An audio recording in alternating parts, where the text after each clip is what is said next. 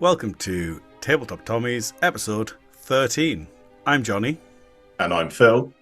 And today we're talking about the armies of the United States. We're going to be talking about why you might want to play as the US, what are their key mechanics and their key builds. Phil's going to talk us through the army that he's planning to face off against the Japanese, and then we'll talk about some of the units that we'd like to highlight because we think you should consider them when building your armies. I think one of the big things when justifying why to play the US is their national characteristics. I think that tells us the reason why a lot of people do like them. Phil, do you want to talk us through their first national characteristic? Yeah, absolutely, Jonny. I just want to say I'm excited by today's episode. I've been listening to Bruce Springsteen's Born in the USA. I've been chanting USA, USA. And hopefully we should pick up some ideas from Jonny as well about what I can do with my Marines. So the national characteristics, they have four, much like many of the other armies. So the first one, fire and maneuver. What this one then, it reflects the tactical doctrine that the US placed on firepower and mobility. And this allows units to advance, infantry units to advance and then shoot their weapons without suffering the usual -1 to hit penalty.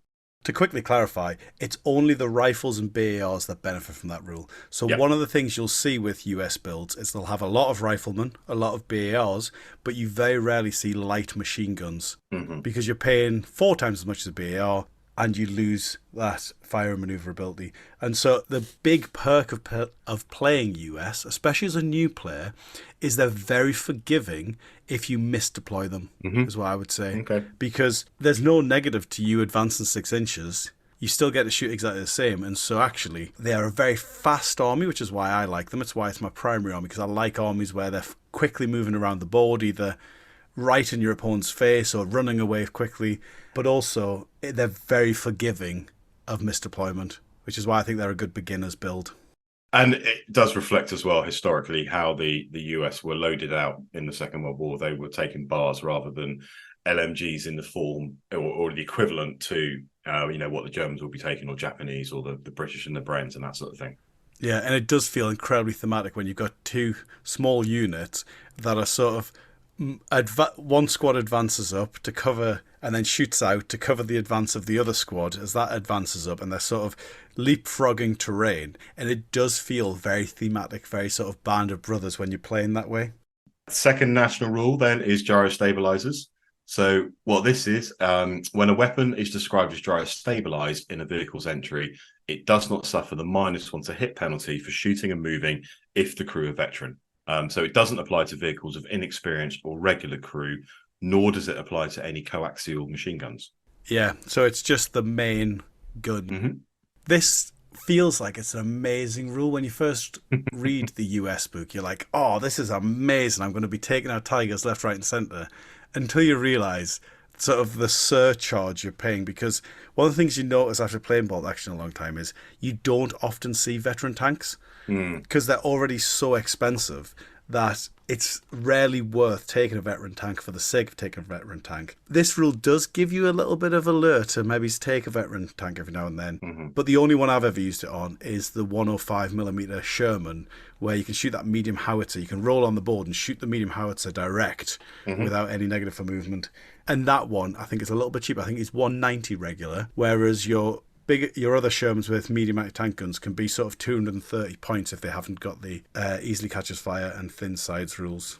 Oh, it's 175 points regular, actually, and only 220 points veteran, the 105mm howitzer Sherman. And so it's actually cheaper than a Panzer IV at veteran. So that's why that's the only one that I've taken as a veteran before. Okay. Brilliant. Cool.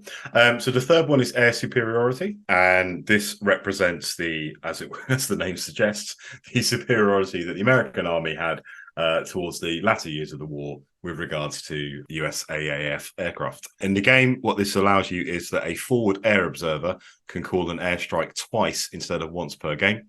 So you resolve the first airstrike as normal, and then after the first airstrike has been resolved, you may then call in a second. And that's a good point to note, actually, that you need to resolve the first one before you can call in the second. Oh, interesting, yeah. I thought it was just once it was called in. No. But that's because you so rarely see this in play. When I first started playing US, I thought one of the things you should do is lean into your national characteristics. That was one of the pieces of advice I was given as a new player. And what I've realised as a more experienced player is actually I think that's terrible advice, because sometimes your national characteristics aren't that good and air observers aren't that good. And so this rule is brilliant for sort of fun games where you just sort of like, you don't really mind about the outcome. Maybe it's just like a big narrative games day where you're doing like storming the beaches on D-Day, but it often causes friendly fire incidents. And then and so if you are playing down the club and you're sort of testing out your army, you can often lose like a really important unit and lose the game because of it, because of your air observer. And then the rest of the stuff in your army you want to test out, you don't really get a good idea of how good it is, because the reason you lost the game was your aeroplane shot you. It took it out, yeah. And I guess if you are going to use an air observer, you really should think about what other units you're taking that have the flak rule, because you're just making it worse for yourself. If you're adding to the chance of either shooting away the aircraft before it comes in. Yeah, the only benefit there is that if you've got loads of flak stuff, because you still have to have range, I believe, for flak. That you do, yeah. If you're deploying your air observer, you could position the aeroplane far enough from your flak units that it's not going to matter. And equally, as long as you then castle up near your flak units, then if it does go all wrong and you get a friendly fire instance, you might be able to shoot them off. And so you could potentially use the flak to stop the friendly fire. But that's quite a lot to think about when you've got another sort of 900 points on the table to consider. Sure. Okay, and then the last one is modern communications. And this reflects the extensive radio network and numerous land-based communication systems which supported the chain of command with the US. In game terms, this means that when units take an order test to move from reserve onto the table, do not apply the usual -1 penalty, but use their basic morale value instead. Yeah, this is one of my absolute favourites. So fire maneuver and modern communications I use every single game when I'm playing US, because you're always going to have riflemen.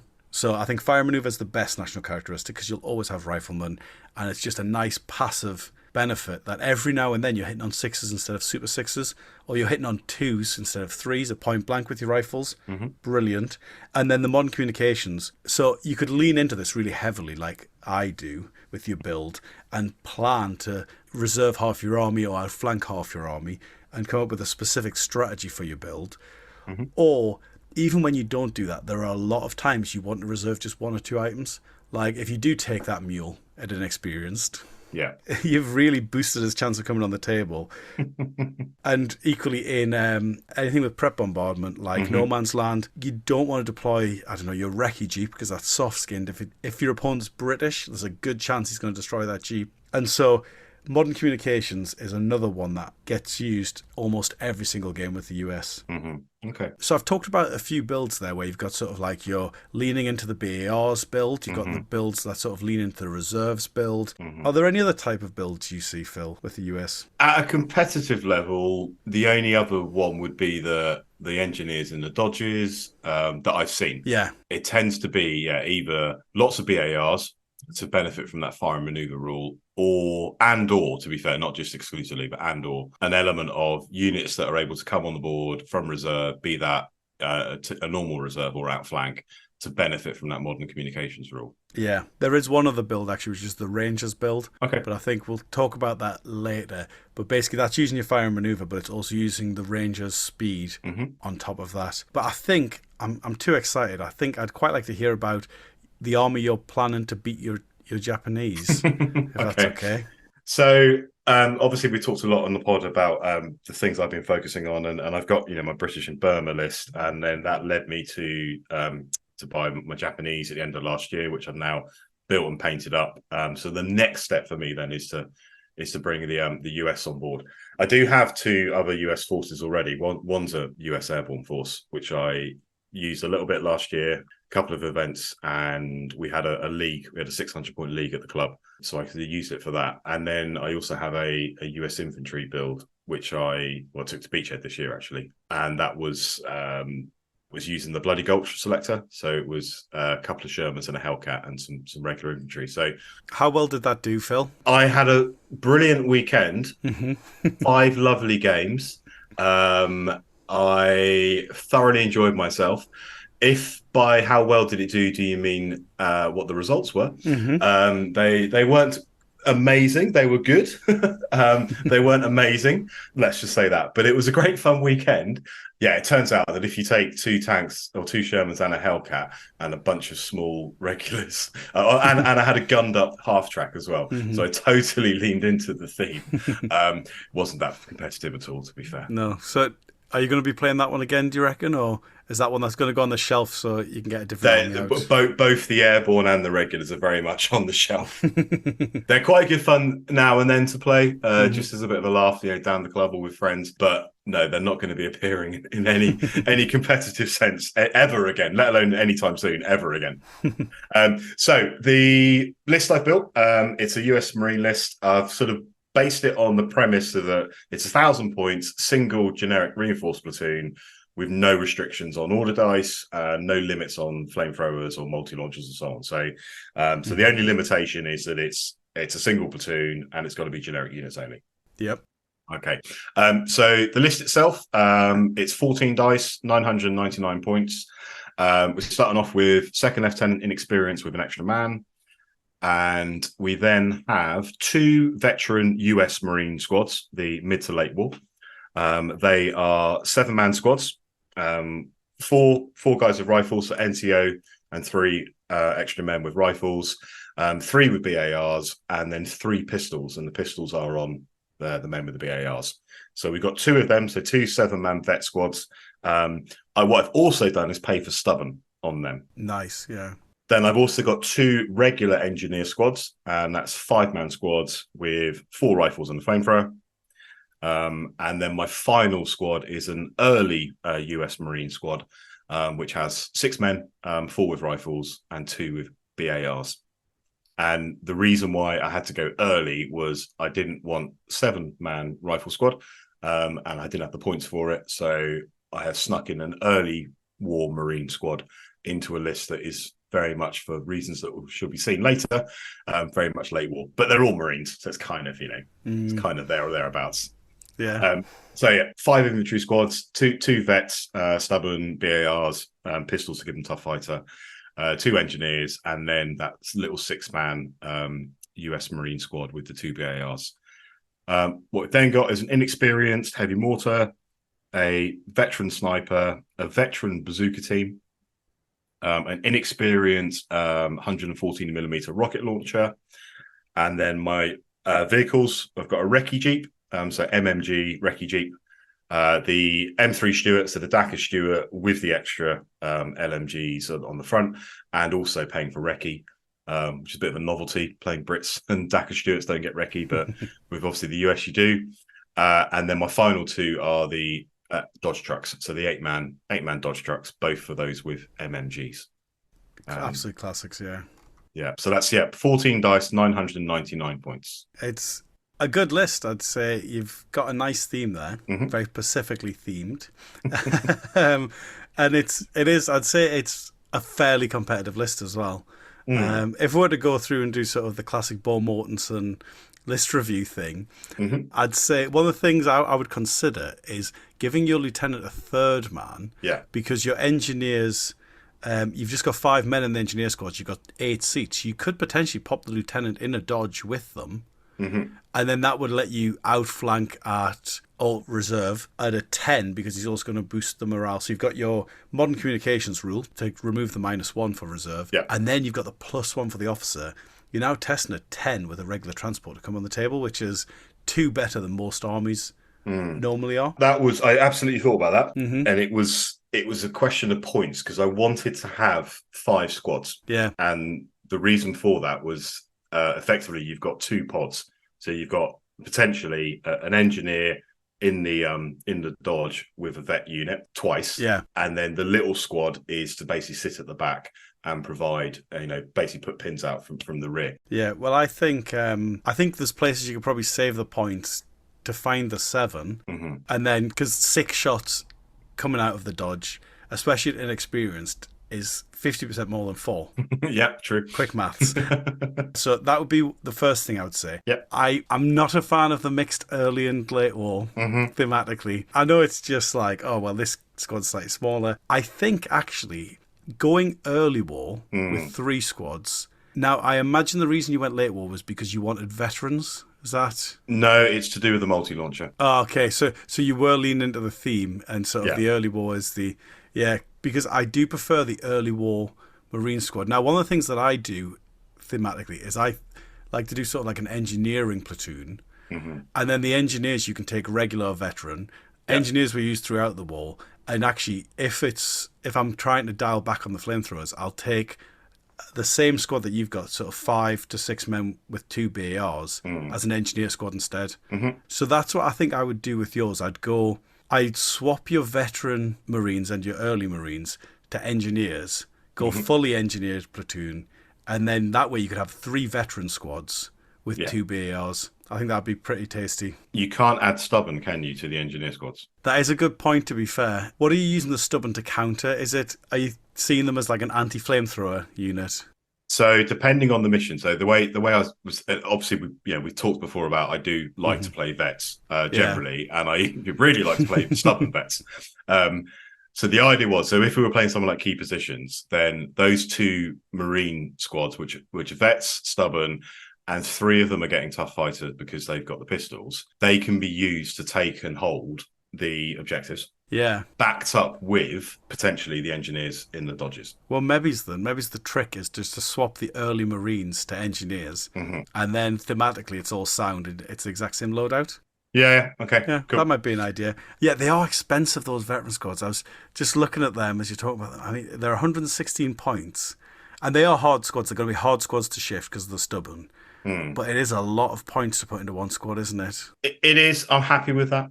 Yeah. I am used to playing with 13, 14, 15 dice because I do generally take vets. So yeah.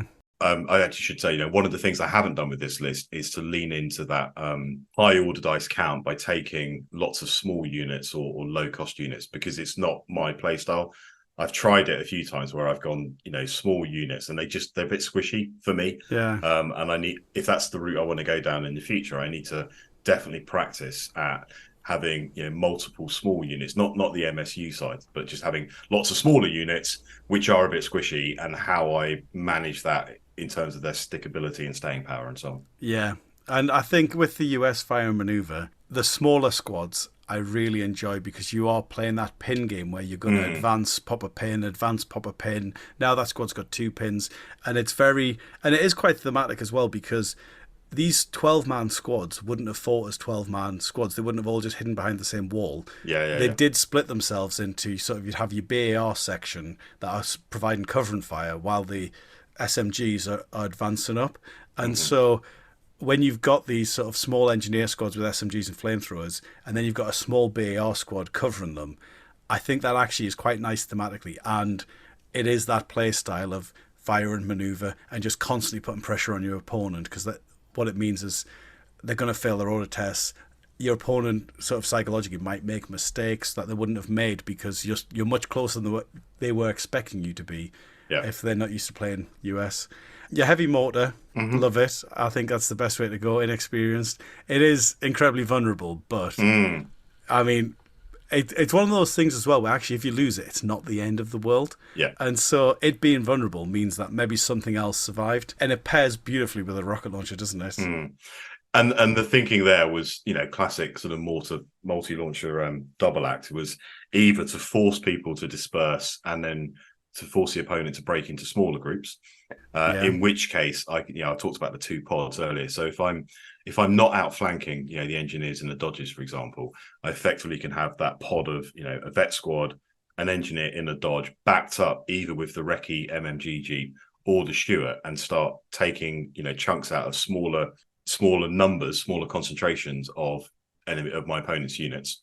Yeah. Alternatively, with the multi-launcher and the mortar, if I can shove the opponent towards a flank, if I'm outflanking, the idea would be that an outflank would look like both the engineers, both the dodges with the recce MMG Jeep. Yeah. So you've got 3 vehicles coming in, all putting out shots. Now, yes, an opponent probably would sit there and ambush waiting for it, but which one are you going to ambush? Unless you've got 3 units in ambush on that flank waiting, you've got to make a decision. Do I ambush the recce Jeep when it comes in first, for example? If I don't, that's going to put 5 shots out and hopefully put a pin on. Then there's another Jeep coming out, which arguably again is going to put some shots out and put a pin on. And then eventually, assuming that the Jeeps don't get, or the Dodges don't get blown up, the engineers are going to pop out and finish off whatever's left. Yeah. Well, on the outflank strategies, I'd say your heavy mortar and your rocket launcher are really useful, because if you shoot at the flank you plan to come in from, your opponent, there's times when they're going to go down, because especially with your mortar, if it's ranging in, so you can use that to protect your outflank. So that's one of the big uses of those two. Equally, if your opponent is shooting at them because they're starting to really worry about them, it means they're not using those ambushes for later in the game. And in terms of coming on, actually, one of the things I was thinking about recently was, with me saying your officer could go in the Dodge to outflank, what you could do is use your officer on foot outflanking. And then when he comes in, if he comes in behind a wall, all those units that were on ambush because they're worried about your flamethrower now have a bit of a tricky decision, because, yes, your officer's probably going to be at long range and experienced. He's only going to do a pin to them probably. He's not going to do much damage.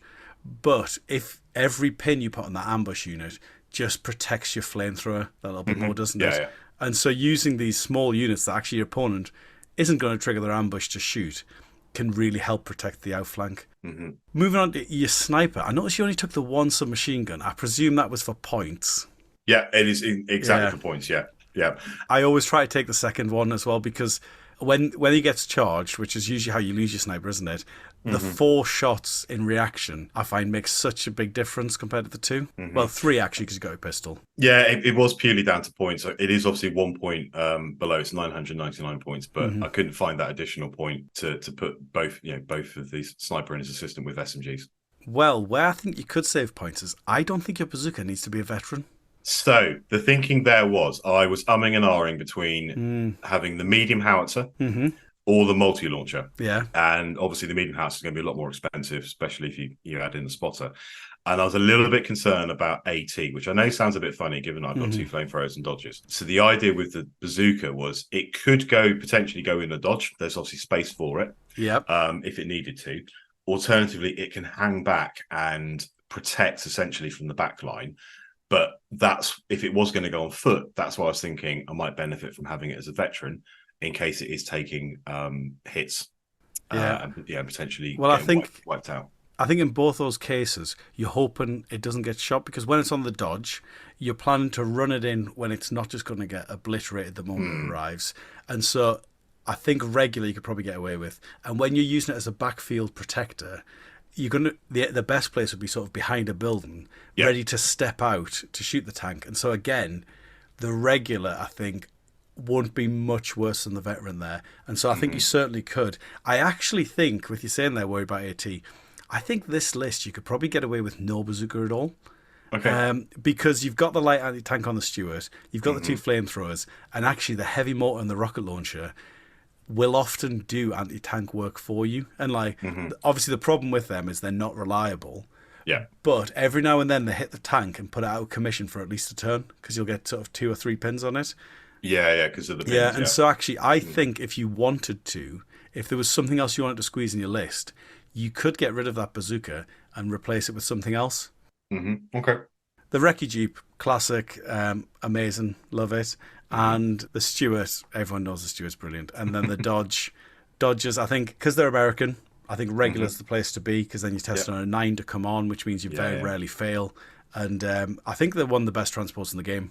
So the thinking behind the Army was to lean into certain national rules rather than all of them. So it's very much the fire and manoeuvre and the modern communication. The Stuart and the Jeep are there to put pins out, obviously, and then to also catch enemy infantry in the open. And hopefully, to take out some of those. There's no mule, which is a novelty for me, because that often appears. Well, I actually think instead of the mule, if you did drop your bazooka, one of the things I might suggest would be the tractor. Yes. And that, because that one's got the heavy machine gun. Yeah. And now that's not going to do the bazooka's job of doing anti-tank. No. But it will pin armor targets. And it's a great one to guard your flanks, because anyone coming in a truck, if you've got +1 pen, they get a bit hesitant, don't they? Yeah, definitely, yeah. And I think that pairs nicely with your Jeep as well. Because Because what I sometimes do is I'll put the recce jeep in front of the tractor during deployment. And so your choice is you either shoot my recce jeep, which is then going to wreck you away, and you've wasted your shots, or the jeep's given the tractor cover potentially. Depending on, although to be fair, the tractor is massive, so you do want to check. So you do have to be, I think, to get the cover from the jeep, you have to be squarely in front of it, if you see what I mean. I think any other angle, if the jeep's just slightly in front, I don't think you're covered anywhere near enough. No, that's fair enough. I did think, so with the Stuart, I was looking at the Chaffee. I do love a Chaffee, you know. Yeah, and that obviously because that's got the medium anti-tank rather than the light anti-tank, I was thinking if I went that route, then I probably would drop the bazooka because I'd be a bit more confident that I've got a heavier AT gun on the Chaffee. It's still got recce, obviously, as well, so it can get out of dodge, so to speak, if it needed to. Yeah. The other one was the Sherman 105, which we've mentioned before. Yeah, the Chaffee, I printed one of them years ago when I first got a 3D printer and then never got around to painting it because whenever I write an army list, it never finds a place in the list, I find. Right. I do love my Dodge with the light anti-tank gun on the back. Yeah. And then if you are trying to go very competitive, leaning into the Stuart is the best build, I think. But the Chaffee, because it's got the recce for 10 points, and it's only, I think, it's 160 with recce at regular. It's a good little tank there because you haven't invested too many points. It's got the 2 machine guns. It's like a budget Sherman with recce, basically, isn't it? Because I've kind of, gone down the route of it needs to be vaguely thematic and Pacific. There's also that consideration as well. That said, I have chosen, the M31 Stuart, and obviously I've also got a multi-launcher which only appeared at the very end of the war. So it's loosely thematic in that sense. Yeah, well, the Marines really lent into the rockets, though, didn't they? It's just that, but they were deploying them more on the landing craft and the jeeps and the trucks, I believe, in the Pacific. And unfortunately, there aren't entries for them other than in the Mariana book. And so I'm happy to forgive anyone who does that because I feel like you're representing something that doesn't currently have a unit entry at the minute. And actually, it would be advantageous to have the Jeep version that isn't generic because then you can advance and fire it, which is really nice. And the other thing to note is what I haven't done is kind of lean into one particular thing. It's certainly, some people might say it is a bit of a mixed bag, but there's thinking behind it, but it's not basically picking one thing and doing that well and doing lots of it. It's kind of looking at the pins going out with the BARs, making or taking advantage of the fire and maneuver, the maneuverability with the engineers and the dodges, and then having that element of HE with the multi-launcher and the mortar to either scatter and disperse or to dig out dug-in troops if the mortar starts ranging in. Yeah, I think it's because you're playing it as like a generalist list. I think you have built an army there that's sufficiently competitive that you've got a good chance of winning most of the games you play. But I do think if you were to play this, if you are trying to build something for something like the Nationals or the World Team Championships, where you are trying to build the most competitive thing possible, I'd say this probably isn't it, just because I think when you build an army like that that's really broad, it means you're counterable, sort of thing. Like, it means you're not super strong in one area, which means it's hard to exploit weaknesses of your opponent. And also, the other thing I find as well when you build an army like that is that's when you tend to find yourself thinking, other armies do this better.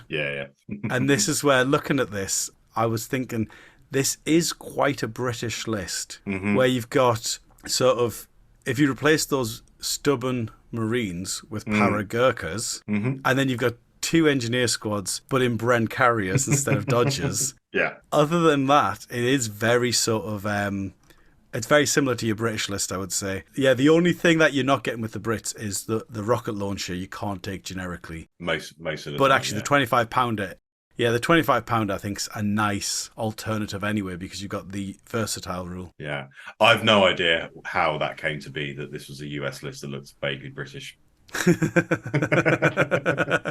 It's like what we said about the terrain, where if you get the same person to set up tables, you end up with the similar tables. And if you get the same person to write lots of lists, I imagine you end up with the same list, just in different nationalities. I've tried to write a Soviet list and I don't know where to start, quite frankly. Because it's just so bizarre compared to, the British list. And I just end up building the British list basically with if I do Soviets where you've got your engineers. Yeah, have some And Lend-Lease. then you've got maybe the Stuart, yeah. And then the only benefit I find with the Soviets over the Brits and the US is the Katyusha. Being able to put your multiple rocket launcher in your tank slot and for very cheap, I think is a nice perk. And that's one that if you have got the Mariana and Palau book, the selectors in there that allow you to take the rocket jeep, I do really like them. Were there any other thoughts on the list, Phil? I think I've given all my thoughts and opinions on it. No, I say that was, it was on the basis of thematic, Pacific themed at the very least. Single platoon. Obviously, if it was building it to, not to a single platoon restriction, then there will be different choices being made because you've got the opportunity there to double up on certain things, which you can only take one of, obviously, in a single platoon. Yeah, I'll tell you the other thing you haven't taken that's incredibly thematic. You haven't taken any machine guns. Yeah. Yeah. Because even competitively, I'll often run 3 inexperienced machine gun teams. So I did think as well that gave you an opportunity to talk about the kind of US list that you build, which may have multiple flamethrowers in vehicles with machine guns. Yeah, well, the way so your meat is very similar to my competitive American list. And then the main differences are I don't like to spend more than 100 points on a unit generally. Yeah. Just because when you lose it to that lucky 6, it's quite a big loss, especially at 1,000 points, because that's more than 10% of your army that's just evaporated. Yeah. And so rather than running a Stuart, I'll tend to run a small light anti-tank dodge or something else cheap like that. If I'm running the light anti-tank dodge, I won't run the bazooka. If I'm not running the light anti-tank dodge, I will run the bazooka team in a dodge. And then what I do is I do lean into being very one note, where I'll either be very BAR heavy if I've got the anti-tank elsewhere, or I'll be incredibly flamethrower heavy and just take essentially all flamethrowers. But I mean, the mortar, yes, rocket launcher, dodgers, inexperienced lieutenants, yeah, that's what I'm taking on my US list as well. Yeah. So what other units, Jonny, should listeners and those who are, either thinking about playing US or currently playing US, what should they be looking out for? Yeah, well, one that actually, on the note of like my army, one of the ones that I tried at the Welsh Nationals, because we had 1250 points, one of the things that I tried out was the military policemen. And the reason I tried them out is because I am building that army list leaning into the modern communications rule. I built an army where I was planning to outflank 5 dodgers or reserve 5 dodgers with engineers in. And so by taking the military police, they allow your vehicles to come on with +1. Okay. And so it meant all of my dodgers were testing to come on the table at 10, which was brilliant. But it did make it sting a little bit more whenever they failed. Yeah.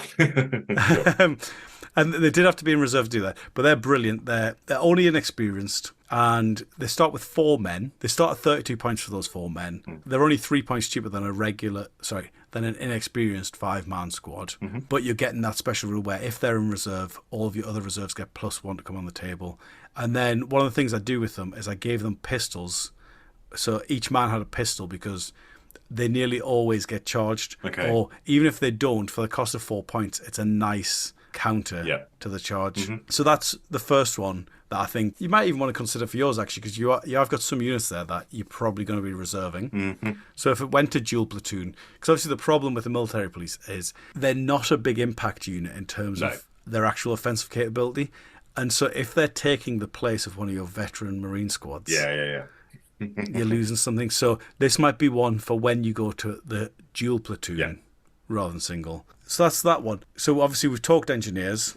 Engineers are my go-to. So generally I'll be running engineers or early war Marines with 2 BARs. That's my go-to infantry. Now, the other army I have built for Americans is the Ranger Army, where you take maximum Rangers. So for anyone who hasn't played against Rangers or played with Rangers, the way Rangers work is at the start of the game, they get to lead the way. So before turn 1, they get a free 12-inch run move. And then that doesn't use up their first turn activation. Their dice stays in the bag. And so effectively, you get to push them 12 inches up the table. Now, they don't have much offensive weaponry. You can only have 3 SMGs and 1 BAR in the squad. But because they are American and they can still fire and maneuver and they're veteran, they are still quite good at putting the pressure on your opponent, because turn 1, you're going to be definitely within 24, potentially within 12, putting a pin on a squad. And then if you've got 5 squads of Rangers all doing that, that's going to feel really pressured, isn't it, early game? Yeah, if you're deploying up to 12 inches from your table edge initially, then you're running 12 inches. Yeah, you're going to be on the halfway line. You could theoretically be on the halfway line before the beginning of turn 1. Yeah. And they're really good for any movement missions, like sectors or double envelopment. And they're great for timely objectives as well. Yeah, sure. Where you score points for being in the middle of the table, basically, from turn 1. From turn 1, yeah. Now, the thing that I was really excited about in the D-Day US Sectors book is there's an entire Ranger platoon where... There is, yeah. So you can theme the entire platoon to Ranger. So you've got a Ranger Lieutenant and a Ranger Bazooka team, etc. One of the things that I really like is the Ranger squads with the weapons built in. So you can have a bazooka in your infantry squad, can't you? You can. So, and I have taken this before. You can have a 4-man squad, with a bazooka in. So you basically make the bazooka slightly more survivable. The issue with that, though, is you can't split fire. Yeah. So you end up... I was thinking, fantastic. I can basically have a slightly bigger squad with a bazooka in it, so I can ping off the bazooka at a vehicle and then ping off the rifles at infantry. However, you can't, because you can't split fire, because the bazooka doesn't allow you to, because it's not a single shot weapon or the indirects. Yeah, I still love it though, because it does mean that with your normal bazooka team, if you get caught off guard and you're taking any fire at all, there's a strong chance you're going to lose them, because you lose your buddy and then you take the morale test at -2 for the pin and being on your own.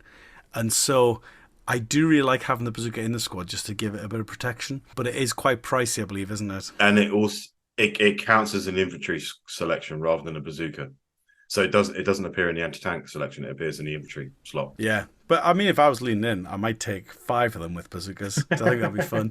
Especially if you've got that, the rule, I think it might be an overload, this rule, rather than the D-Day US Sectors book, but where your bazookas get a 1-inch template against bunkers. It's overload, yeah, and I think it's limited to particular selectors rather than so it's the beach landing selector for the US from Overlord. Right, okay, because I think if you house ruled, if you're doing a nice sort of thematic game down the club, that would be a really nice house rule to add if someone is bringing 5 Ranger squads with 5 bazookas. To have them doing 1-inch high explosive templates against houses would be really tasty, wouldn't it? It'd be a lot of fun.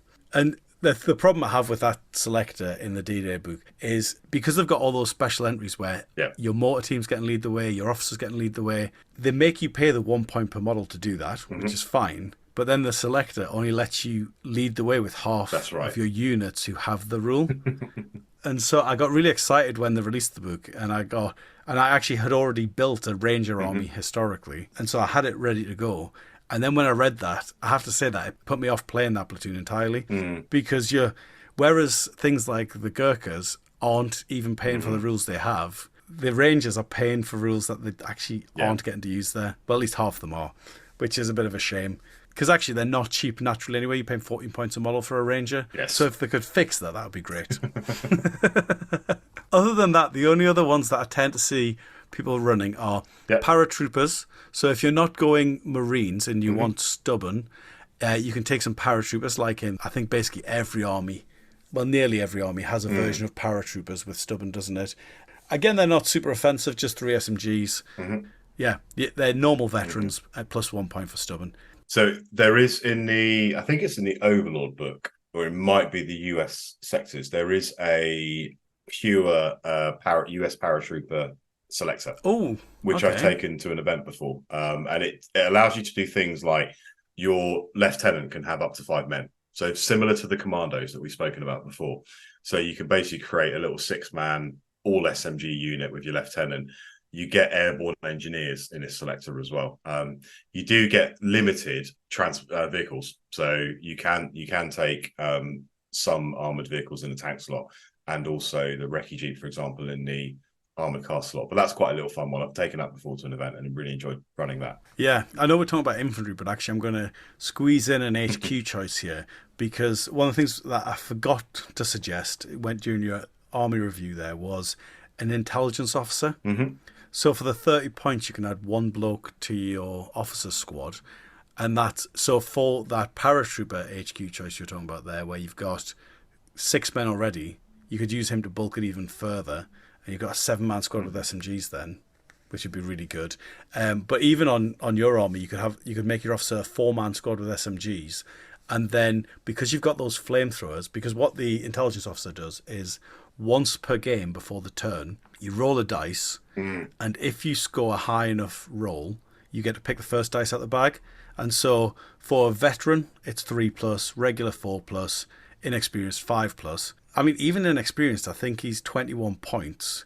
A third of the time, so in a third of your games, once per game, you'll get to pick the first dice. And if your flamethrower missed last turn, and then now facing a surprise charge, it's actually really powerful, isn't it? Yep. So that's one that I would recommend for the HQ, but I'll jump back to infantry if there was nothing you wanted to add on the No. intelligence officer. Yeah, and then the final one that I sometimes see people run is just I'd say the standard, but the veteran infantry squad. It's a 6-man minimum again. Again, you haven't got a huge amount of SMGs. This time you can take 4 though, and you can have 2 BARs, which is, I think you probably should, if I'm honest. But the big perk of this one is you can make them tough fighters. Yes. So for 94 points, you can have 6 men with 2 BARs and all tough fighters, which would be a really nice, it would be sort of the equivalent of a LMG squad, but if you put it on that objective putting out pins, it also puts people off charging it. We talked about this when we did the Japanese episode with Alex. It's like the cavalry with the Japanese, where you pay that point to make them tough fighters. And I like the fact you could do this with the vet squads for the US. Absolutely. It's when we talked about that, I ended up talking about the French because that was the last thing I'd read because they also have a similar thing, don't they? But yeah, it's not one that I think every army has access to. It's not like a very common thing, is it? But every now and then, certain nations will have an army that can be tough fighter, have a unit that can be tough fighter without having to actually pay for the assault weapons or anything. Are there any infantry squads that I've missed there, Phil? Not from what I've seen so far, no. No, there is one that I want to talk about in terms of in context of the team weapons. So as I said earlier, I often run inexperienced machine guns because you can take 3 in a single slot. So for 105 points, you can have 3 order dice, and that's 15 shots coming out each turn.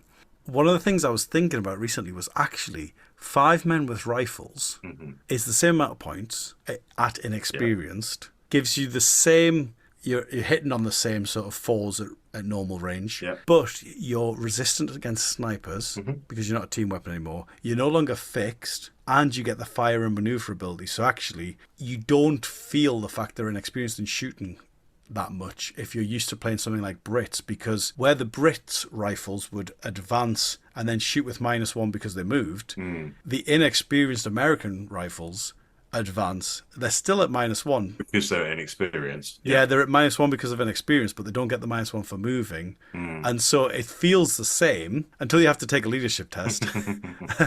Until you have to take an order test, it feels the same as playing regulars from another nation. And so I was trying to find some rifle squads to replace my machine guns and just have these little squads that could do the fire and maneuver, sort of supporting fire up the table. And there really aren't a lot of 5-man American squads, are there? No, I was going to mention that. It's quite difficult to find those small, 5-6-man squads in the US list. There are some 6-man ones, but you take the Marines, for example, the late war Marines all start at a minimum of 7 men. Yeah, exactly. In the army book, all the inexperienced ones, as you say, start at 7. But I did find in Soft Underbelly, page 111, there's the Armoured Infantry Squad, and they're allowed in generic reinforced platoons. Okay. So they're a unit that fought in Italy, so thematically wouldn't work with my Marines. But if I'm just playing purely competitively, I think I'm going to start using them as a nice replacement for my machine gun teams.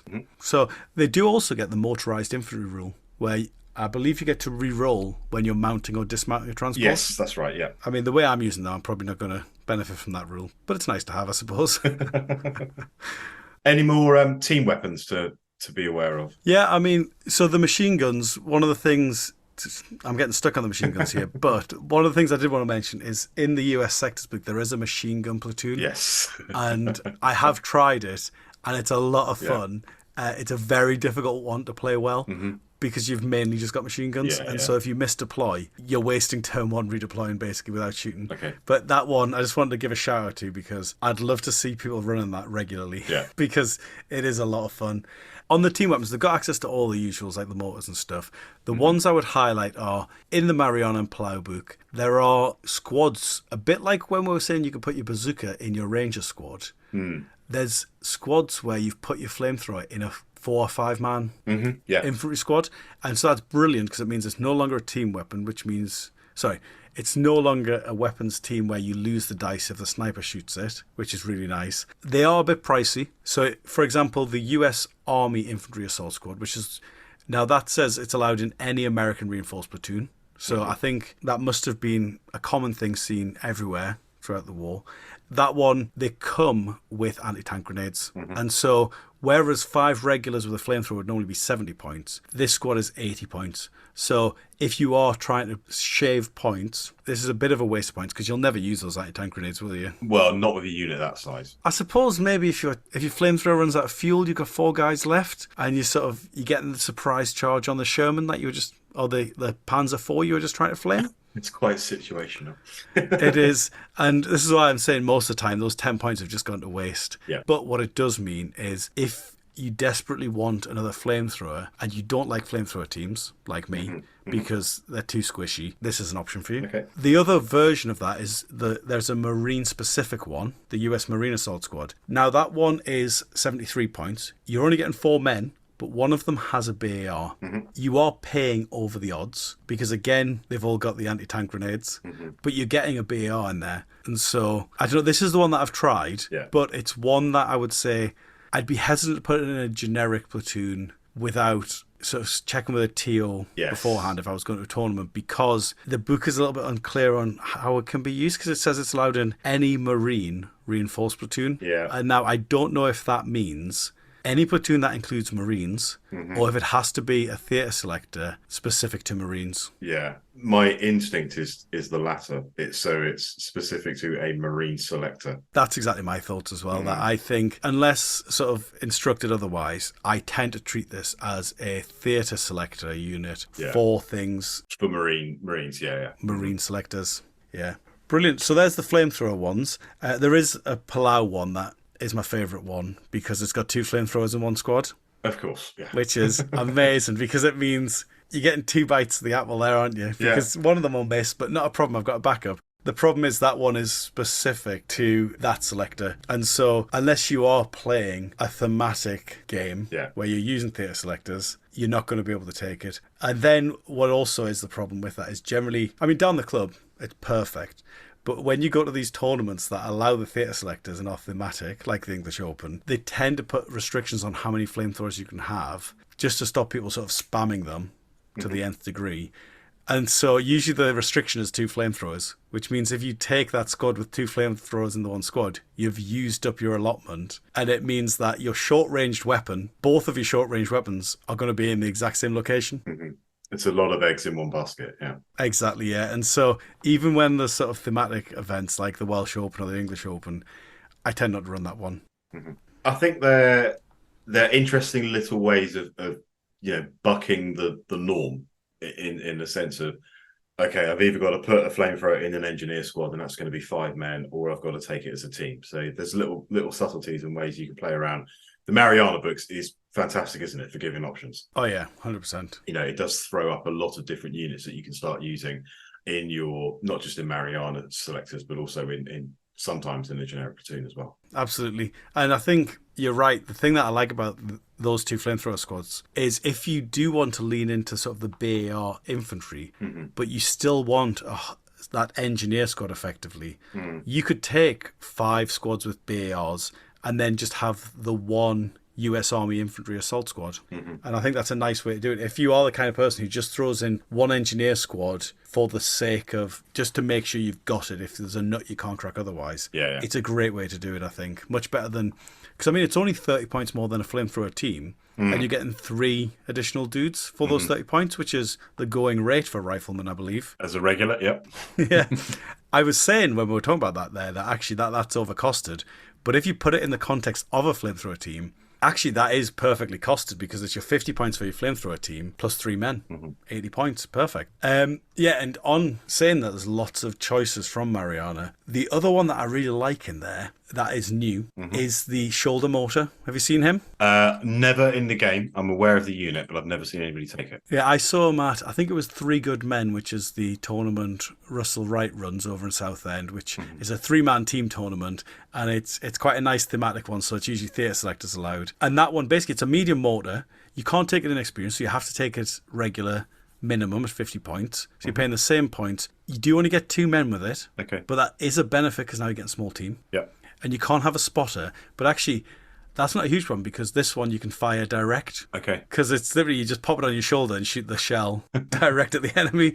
Currently, it's not listed as a generic unit. Yeah. But because it's unclear how it's listed, I believe in a future FAQ, I think they'll add this to the generic list. What's the range on it? Is it... So its range is exactly the same as a normal mortar. Basically, it has a special rule called shoulder mortar, which says, as it can be fired directly or indirectly, this weapon counts as having the howitzer special rule instead of the indirect special rule. Okay. But it's still listed as a medium mortar. Yeah. And so its range is still 60. And how many points is it? It's 50 points regular. That's good. It's nice, isn't it? Yeah. Because actually, I think one of the things that I think is underutilized in bolt action is the direct fire high explosive. There's another unit in the artillery section that I want to talk about that is very similar and I think underutilized, which are the recoilless rifles. Yeah. Very similar to the Blacker Bombard, you've got the M18 and the M20, which are 57 and 75 mil respectively. Now, the 57 mil, the M18,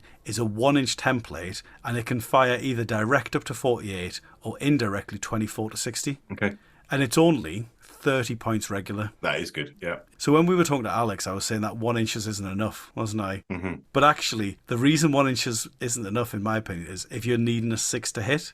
Now, with this, up to 24 inches, you're only needing a 3. Yeah. I'm quite happy to do that for D2 pins. Yeah. And then the 75mm M20 version gives you that 2-inch template, but it is 15 points more, 45 points regular. You see, I'm very tempted. I want to run this in the future. They're both 3-men teams. And I was planning to use the M18 1-inch one for 30 points because it's so cheap. But I am thinking maybe the 15 points is worth it to go to a 2-inch. And this is in the artillery slot, though. So you're having to make a compromise in that sense. Yes. And so the reason I think we don't see these very often, as brilliant as they are, is you're losing your multiple rocket launcher by taking it. But there are times when either you don't want to run the multiple rocket launcher because you've been running it consistently for so long that it's getting a bit boring, or if you go to an event where the multiple rocket launchers aren't really very kindly looked upon because if it's a thematic sort of beginners friendly event, these units that fire, so like your multiple rocket launcher could take out 2 or 3 units if you get lucky in one hit, in one order dice. And so you can understand why, as a new player, if the luck goes against you, you'd be really disappointed when that happens. Yeah, sure. And so actually, for those types of events, I think the recoilless rifles are the perfect alternative.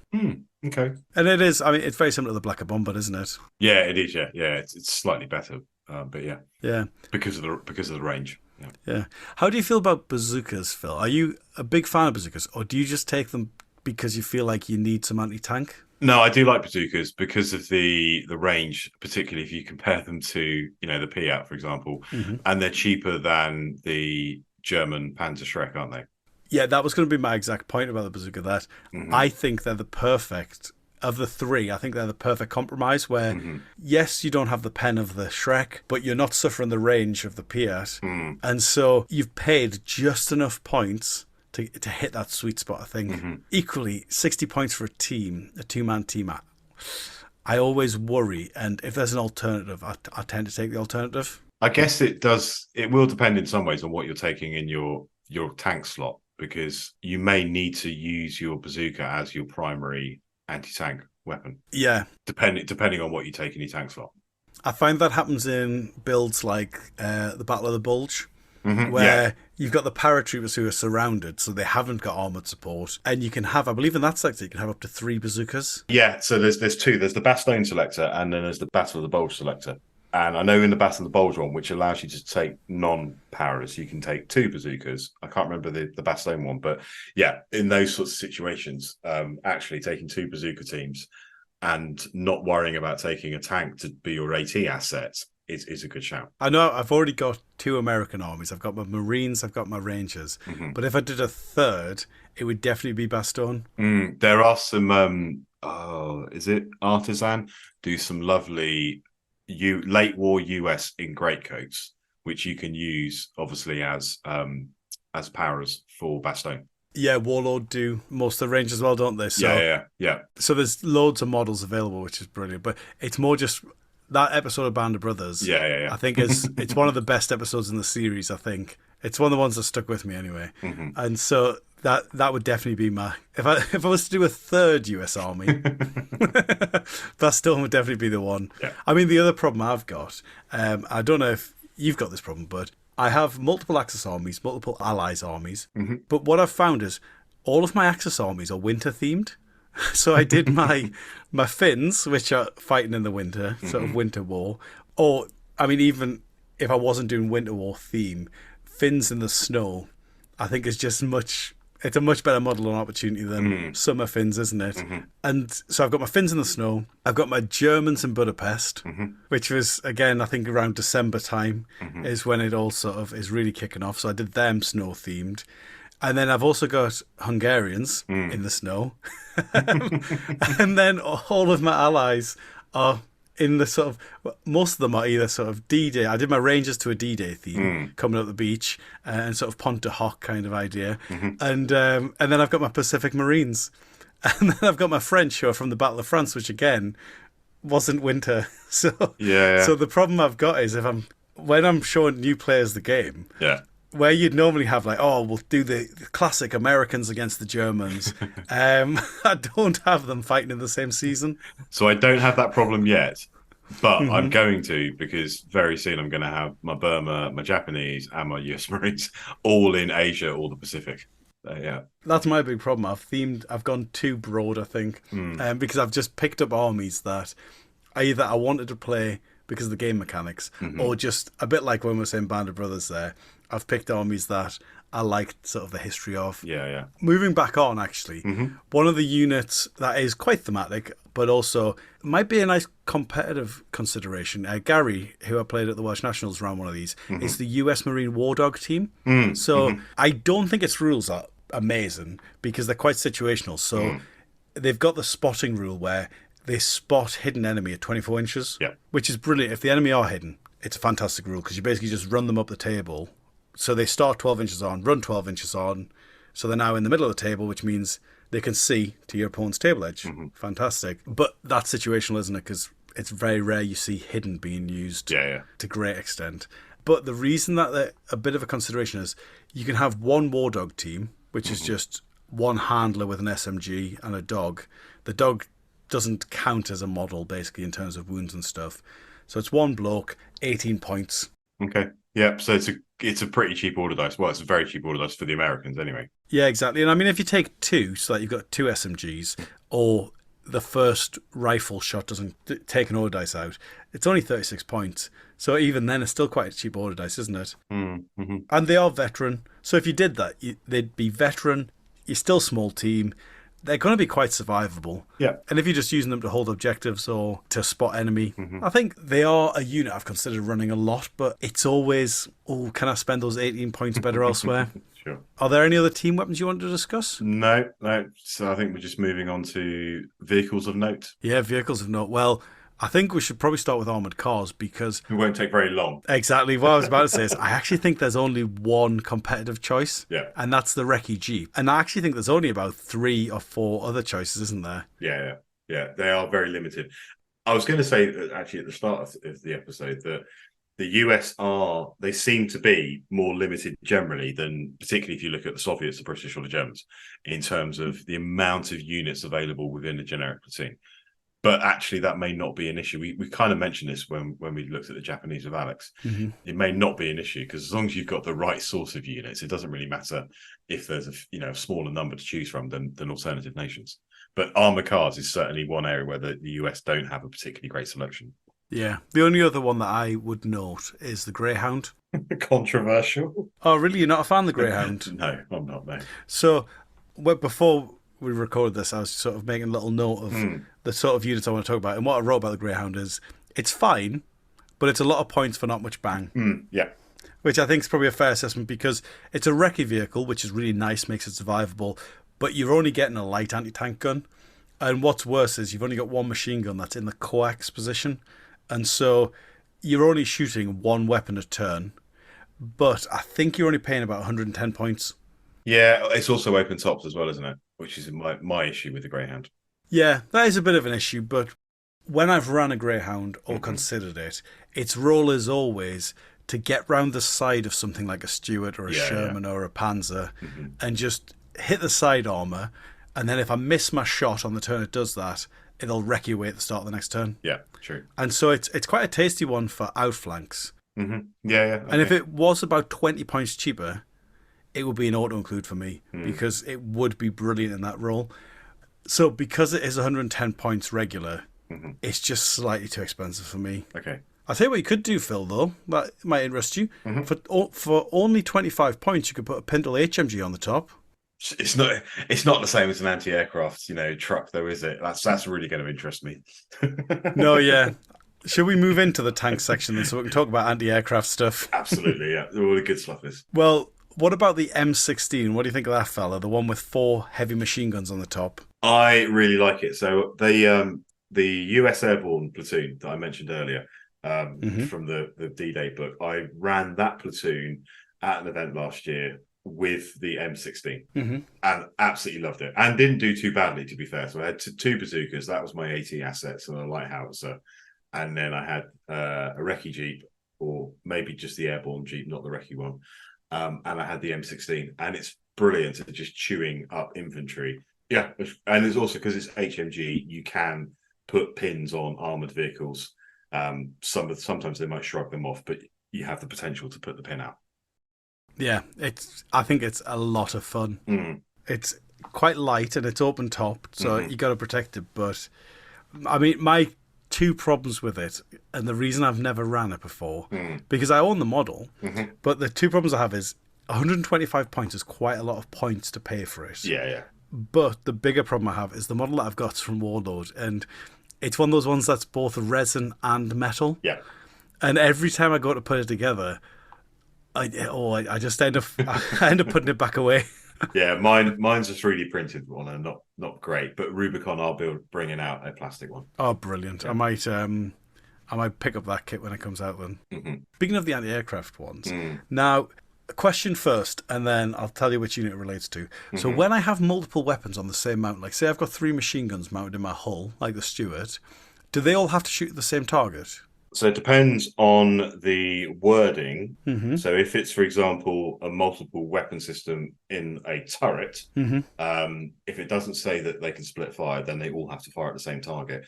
With the Stuart, it says, doesn't it, very clearly that if you add in the extra LMGs, they have to fire at the same unit, same target as the whole MMG, and it will be the same for turret-mounted things, for example. Yeah. So the M16, all 4 heavy machine guns shooting at the same target because they're all turret mounted. Yeah, it's the same for the Soviets have the same, don't they? They've got the 4 MMGs on the back of a truck.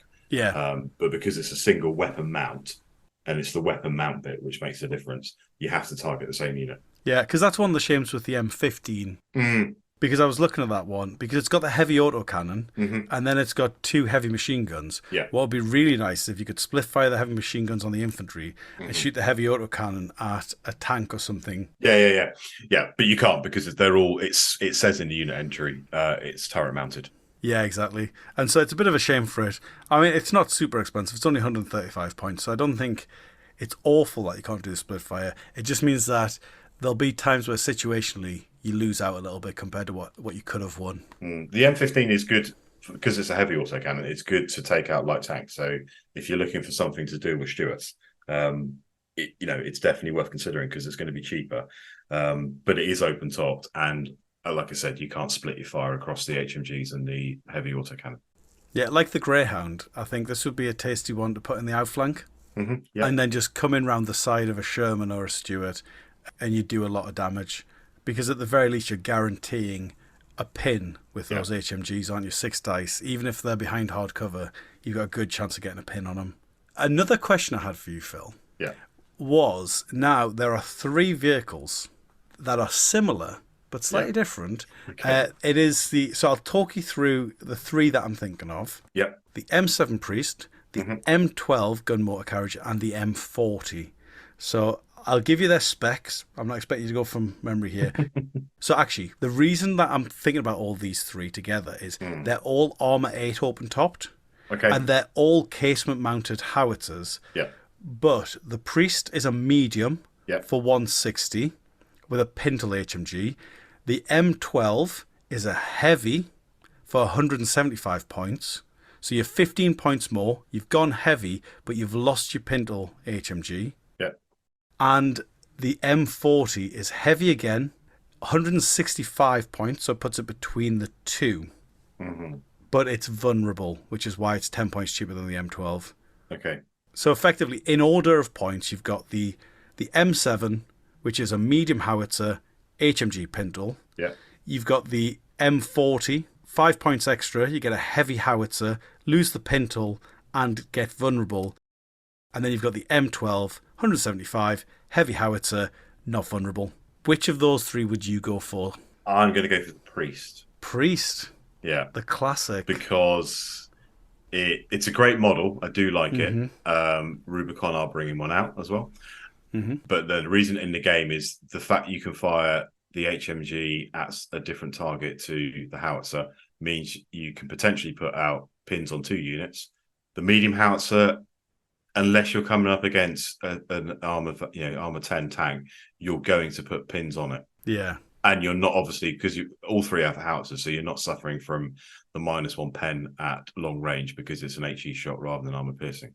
So armor 9s are going to take pins from the Priest. Yeah, and I think that's the right decision as well, and I think that's why we see them. The Priest is the only one of these 3 that I've seen. Yeah. Which is why I was asking the question, because actually I think the M40 has a place. Yeah, it's possibly due to model availability as well, I would say.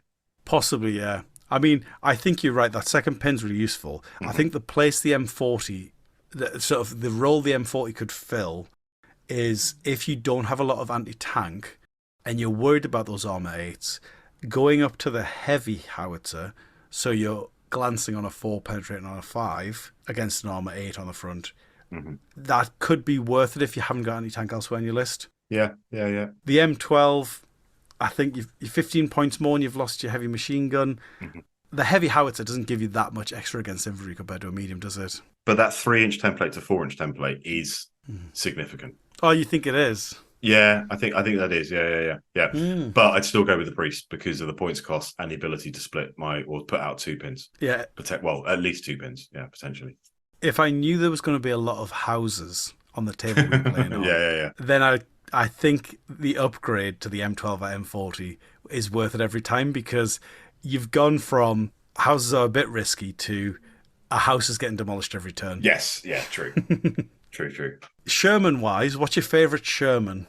I don't own one, but if I did, it would be the 105, because I do tend to prefer having howitzers on vehicles rather than anti-tank guns. I agree. In reality, I've just got a bunch of M4s. But if I had a howitzer turret, then it would be the 105. Yeah, and are you running it as the 75mm version with easily catches fire and thin sides, or are you running it, or do you like to run it cancelling those rules? So when I took it to Beachhead, I ran it as cheap as chips as possible in order to be able to get 2 M4s and a Hellcat into a 1250 platoon. Yeah. And I think that's fine. You know, it's these units, like with the M12 we're just talking about, where it's got the vulnerable sides. I'm not planning to let you get into its side arc. No. And it's similar there with you saying, if you've got 3 Shermans, the fact that your sides are thin isn't that big of a problem, because you can probably deploy them in a way where you can avoid the opponent getting into the sides. Yeah. I don't think I lost any due to thin sides. I just lost them due to not playing very well. And you didn't catch fire at any point? No, I don't think I did. No. It was the lack of infantry that let me down that weekend, rather than the 3 vehicles with thin sides. Yeah. So it doesn't matter how good your vehicles had been if you've got no boots on the ground. Apparently so. Yeah, it turns out. Yeah. Yeah, I mean, 185 points for a Sherman Mm. is very reasonable to have a Hmm. medium anti-tank and two machine guns. Yeah. I think that is really good. Once you start cancelling them, you got 235, I think it is. Yeah, then I don't think it's worth it at that point for a Sherman. I think they've Hmm. become too expensive. The 105 is my favourite as well, Hmm. and I just printed the turret to put into my Yeah, yeah, sure. because I think I've got 2 or 3 Sherman chassis already because Hmm. I've got the jumbo and I think I might have a Firefly chassis. And so I didn't want to buy another Sherman chassis just to have the different turret. So I Hmm. just printed the turret. And I have been known to run them at Veteran as well For the gyro stabilizer. for the gyro Yeah. stabilized, yeah, Okay. because it's only 220 points. And the thing that I love with that one, as we said earlier in your army review, Hmm. when you can put it in reserve if there's a prep bombardment and roll on and shoot that howitzer direct as though you'd started on the table. Yeah, yeah, true. And that's really good. And also, it really forces, you can use it to force your opponent's hand. Hmm. Your opponent's going to avoid the road as much as possible because they'll know that you can come on, steam down that road, and shoot the howitzer like it hasn't moved. Yeah. Calliope. Have you ever run a Calliope? No, no, not worth it because you can't fire both the multi launcher and the turret mounted anti tank, can you? No. And to be honest, I brought it up Hmm. because that was the point that I wanted to make as well. Yeah. They make you pay the points. It's a bit like the Rangers I was saying Yeah, earlier, yeah. where No, it's not worth I it. never do it because you pay an extra points to not get to use the thing. Yeah. I think if it was if it was 235 points, like if it was the equivalent as a normal Sherman, I'd take it every time Hmm. over a normal Sherman. You've then got the Zippo and Satan. Have you tried the flamethrower tanks? I have I have run a British list with the Stuart with the hole mounted flamethrower Mm. and with the turret mounted AT gun. That was great fun. Yeah, I think that's the best way to do it. I built a Satan and I've tried it. And the thing that I found is the range isn't enough for you to be threatening most of the game. And the loss of the AT Yeah, gun, it's too heavy a loss basically to lose your anti-tank gun. sure. And so I do much prefer having them in the hull like that version. Hmm. Brilliant. Any other tanks of note?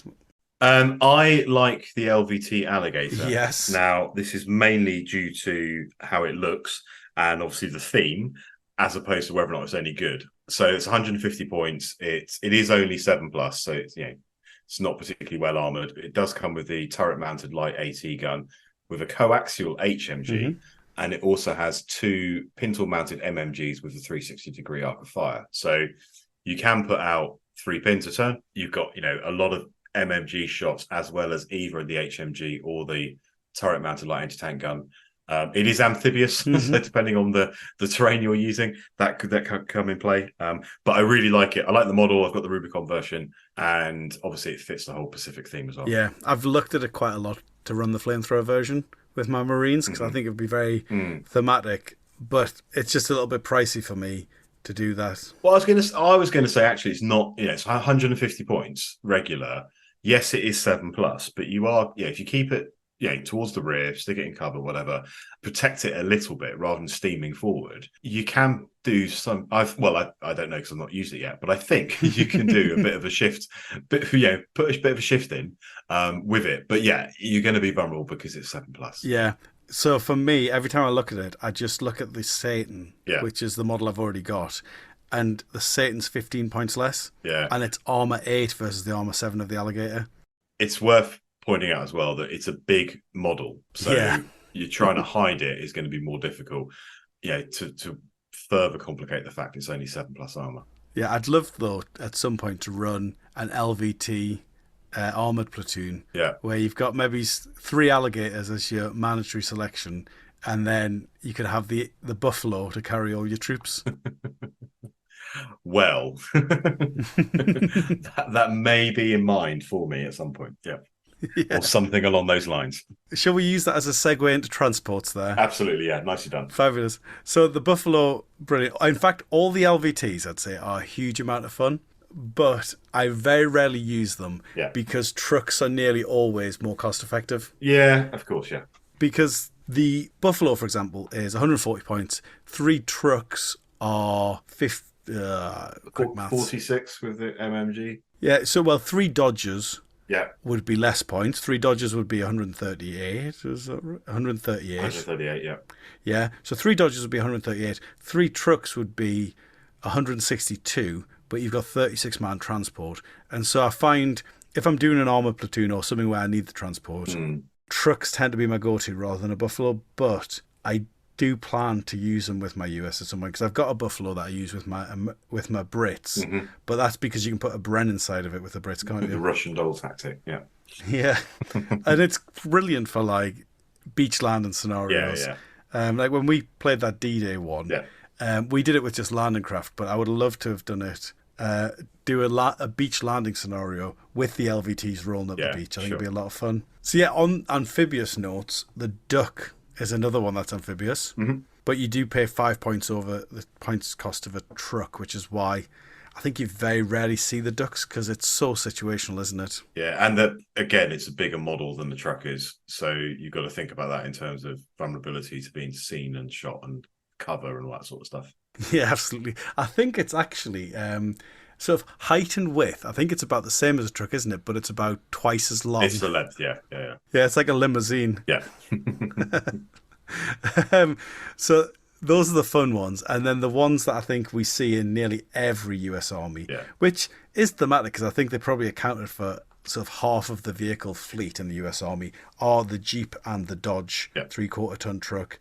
The Jeep, I'm not a fan of. I think, do you like the Jeep, Phil? It's more a case of needs must. So if, for example, I might take the Jeep because I've put in a bazooka team in it, or I don't do it very often, but if I do take a flamethrower team, again, it might be the Jeep, the flamethrower team goes in a Jeep, as opposed to paying the extra points for a Dodge and all that sort of stuff. Because if I'm going to use a Dodge, I'm going to stick an infantry unit in it. So yeah, it's kind of a needs. The short answer is it's a needs must.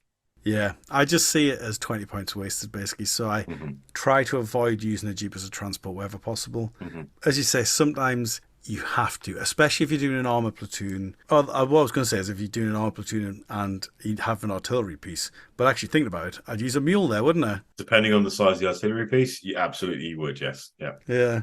I just much prefer the Dodge. That's the problem. The problem with the Jeep is the Dodge exists. And the Dodge, yes, you're paying for seats you might not be using. But you can, for 15 points, you can upgrade it to have that machine gun. Yeah, the problem with the Jeep is it's not a Dodge. Yeah, exactly. So I always just take a Dodge, basically. And then what I do is, if I'm a little bit irked by the fact I've paid extra points for the Dodge, what I'll do is I'll put something else in there with the bazooka. So I'll put my 3-man officer squad in there. And then when that comes on the table, it's getting a boost from the officer, but also the officer can then get out and support the bazooka. Yeah. So the officer can hold back the infantry squad that's going to wipe the bazooka if the bazooka's getting out on its own. And so actually that's one of those cases where, because I've sort of decided I'm not going to do this thing, it's changed my entire play style actually, because it's made me think, well, how do I really maximize the utility of the thing that I prefer? Yeah, no, fair point. And the Americans actually have access to some really nice trucks as well, because unlike a lot of armies where you've just got a 12-man truck, sort of the 1.5 ton truck, the Americans can also take a 2.5 ton truck with 18 seats. They can take the Mack heavy truck, which is basically 2 tons upwards. That can carry 24 men. And actually, it's not ridiculously expensive. It's only 63 points. So for 63 points, you've got enough seats for nearly your entire... Well, actually, for a lot of armoured platoons, that's all of the men, basically, isn't it? Yeah, definitely. Yeah. Options there. Yeah, so really nice. And then, as we mentioned earlier, my favourite, the artillery tractor, which isn't a transport, it's a tow. But I love it. Well, were there any units we missed, Phil, that you'd like to cover? Not that I can think of, no. It's a pretty comprehensive overview of what I did say earlier was not a huge amount of units. Turns out there's quite a few. Yeah, there's quite a lot. I mean, you're right that a lot of them are very similar. And I think, I do wonder if it's thematically, because America joined the war later... By that point, they've sort of seen what worked and what didn't work. They've been able to standardize a lot of their troops. And so what that means is, in the game, you're getting quite similar units. Yeah. Whereas a lot of the other armies were sort of panicked, throwing things in to see what works, quickly trying to modernize. Whereas the Americans joined the war as a modern army, don't they? Yeah, I was going to say, it's fairly utilitarian, isn't it, in terms of we know what works, we know what we need, and we've designed it to do the job. Yeah. And I think there's also a mentality sort of standardization as well, because if you're having to move things halfway around the world, you want everything to be as standard as possible because you need to keep your supply chain, your logistics as simple as possible. Yeah, and if you're doing repairs in the field, all that kind of stuff. Yeah, the ability to be able to, base it on have core base units or core base vehicles, which you're then tweaking rather than, okay, I've got 7 different vehicles which are built in an entirely different way. Yeah, exactly. And I think the Marines were using the Springfield rather than, so whereas the Army adopted the M1 early, the Marines for the beginning of the war, they were using the Springfield for quite a long time. And even when the M1s came in, they gave them to sort of the support units. And I think a lot of that was sort of this works, it's reliable. We don't want to get ourselves in a predicament where we've got unreliable weapons and we're trying to we're sending the parts for them halfway around the world. I think that's everything we want to talk about. So I think all that's left to say is thank you to everyone listening every week. I hope you are enjoying the podcast. We're enjoying making it. Do please continue to like, share, and subscribe. And also do please continue to comment on the Facebook post and also message us through Facebook. It's great to hear from our listeners. Ta-ta for now from me. And it's ta-ta for now from me.